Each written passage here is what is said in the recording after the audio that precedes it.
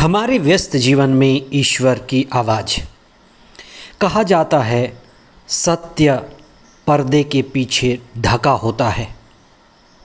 सत्य सच्चाई उस पतिव्रता नारी की तरह है जो अपना चेहरा ढके रहती है और सिर्फ अपने समर्पित पति के पास चेहरा खोलती है।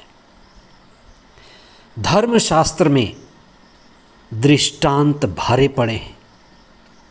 साधारण लोग, प्रायः सभी लोग धर्मशास्त्र या दृष्टांत पढ़ते हैं, पर सभी उस दृष्टांत के सत्य को नहीं पाते। आज हम इस पर चिंतन करें।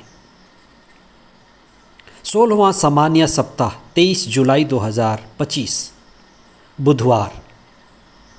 पहला पाठ निर्गमन ग्रंथ अध्याय 16 पद संख्याएं 1 से 5 तथा 9 से 15 तक।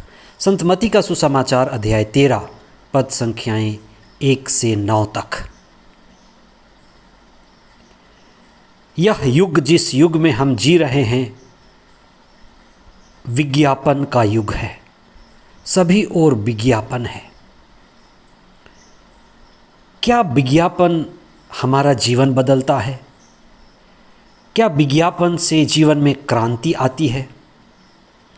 यह युग सूचना का युग है, एज ऑफ इंफॉर्मेशन। क्या सूचना से जीवन बदलता है? क्या सूचना की क्रांति से व्यक्ति के जीवन में बदलाव आता है? चाहे कुछ भी हो, ये विज्ञापन और ये सूचना हमारे जीवन का अभिन्न अंग हो गया है। इसका असली शिक्षा से क्या संबंध है, हम इस पर चिंतन करें। ईसा के पास बहुत से लोग आते थे। कुछ लोग छुट्टियों में आते थे, विश्राम के दिन आते थे, जब कुछ नहीं करना होता था तब आते थे। भीड़ आती थी इसलिए आते थे, समय बिताने के लिए आते थे, चंगाई पाने के लिए आते थे। और ईसा भीड़ को दृष्टांतों के द्वारा शिक्षा देते थे और सभी लोग दृष्टांत सुनते थे। और दृष्टांत ऐसी कहानी है, छोटी कहानी, सत्य को निरूपित करने वाली कहानी, बड़े ही रोचक उपदेश से कथा कही जाती है, उसमें रस होता है और सभी बड़े आनंदित आह्लादित होते हैं। ईसा के शिष्यों ने इस बात को देखा कि ईसा जब भीड़ से बातें करते हैं, अधिक दृष्टांतों में बातें करते हैं। दृष्टांतों के द्वारा लोगों को शिक्षा देते हैं। दृष्टांतों के बिना वो शिक्षा नहीं देते थे।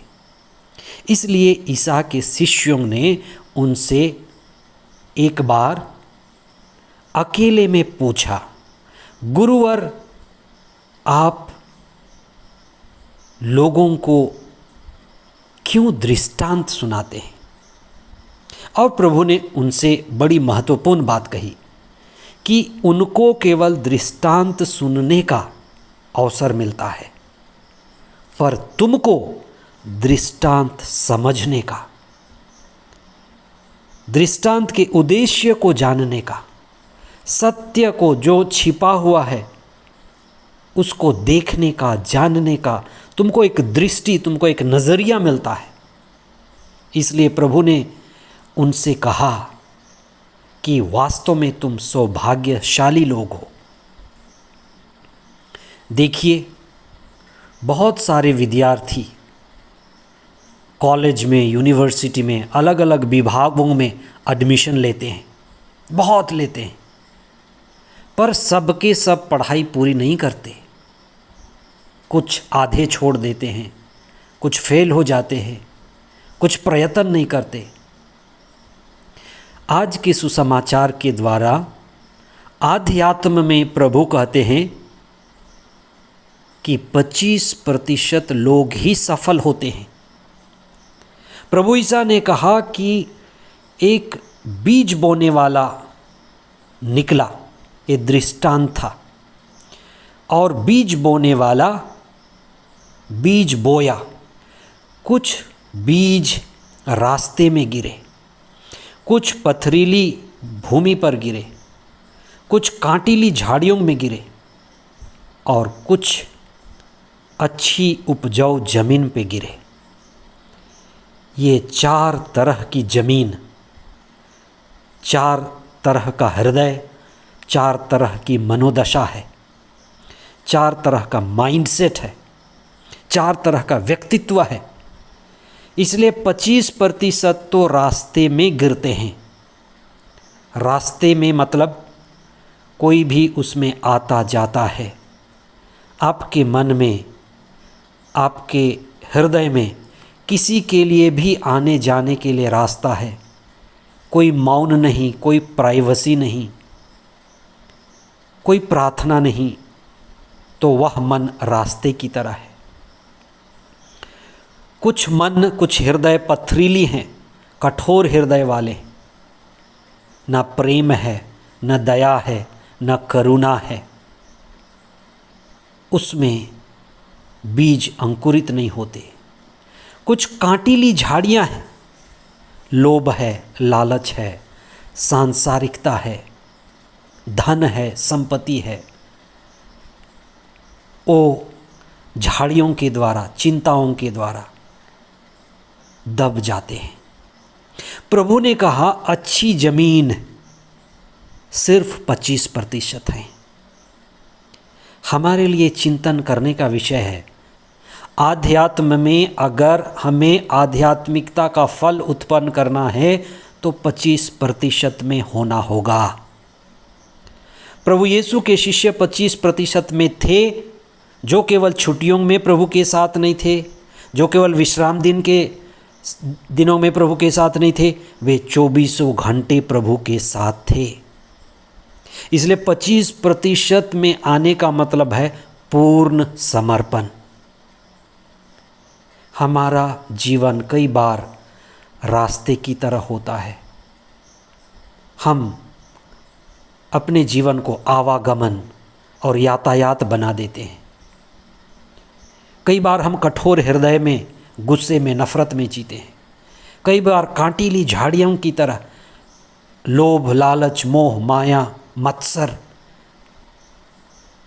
कितने बार हम अच्छी भूमि की तरह हैं, मौन हो पाते हैं, प्रभु के वचन को सुन पाते हैं, मनन चिंतन कर पाते हैं, शांत हो पाते हैं, अपने जीवन को योग्य रीति से प्रबंधन कर पाते हैं। आज के पहले पाठ में ईश्वर एक अच्छे प्रबंधक की तरह, ईश्वर जो दाता है, मुक्तिदाता है, अन्नदाता है, इस्राएलियों को मरुभूमि में रोटी का प्रबंध कर देता है। 40 साल तक वे रोटियां खाते हैं। ईश्वर व्यवस्था करता है। आपकी अच्छी नौकरी, आपका अच्छा घर, आपके जीवन की अच्छी बातें, आपका शरीर, आपका मन, हमें इन सब का सदुपयोग करना है।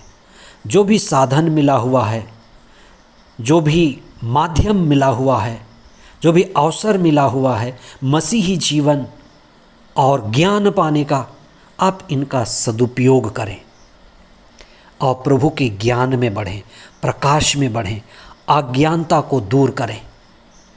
अज्ञानता ही हमारा दुश्मन है। इसलिए प्रभु ने क्यों शिक्षा दी, प्रभु क्यों उपदेश देते थे? उपदेश के द्वारा, शिक्षा के द्वारा प्रभु जमीन तैयार करते थे। उपदेश के द्वारा, प्रवचन के द्वारा, शिक्षा के द्वारा प्रभु लोगों के हृदय में ज्ञान का प्रकाश और प्रज्ञा लाते थे। अज्ञानता ही हमारा दुश्मन है। शैतान हमारा दुश्मन नहीं, दूत, भूत, प्रेत, अपदूत हमारे दुश्मन नहीं, पड़ोसी हमारे दुश्मन नहीं। वास्तव में अज्ञानता हमारा दुश्मन है। पुराने व्यवस्थान में प्रभु कहता है, तुम लोगों ने ज्ञान को प्रज्ञा को त्याग दिया है, इसलिए मैं तुमको त्याग दूंगा। जब हम प्रज्ञा को, प्रभु के ज्ञान को, शिक्षा को त्याग देते हैं तो प्रभु हमें त्यागते हैं। हम ज्ञान के पास आएं, शिक्षा को ग्रहण करें, प्रज्ञा में, आत्मा में प्रकाशित हों। आमीन।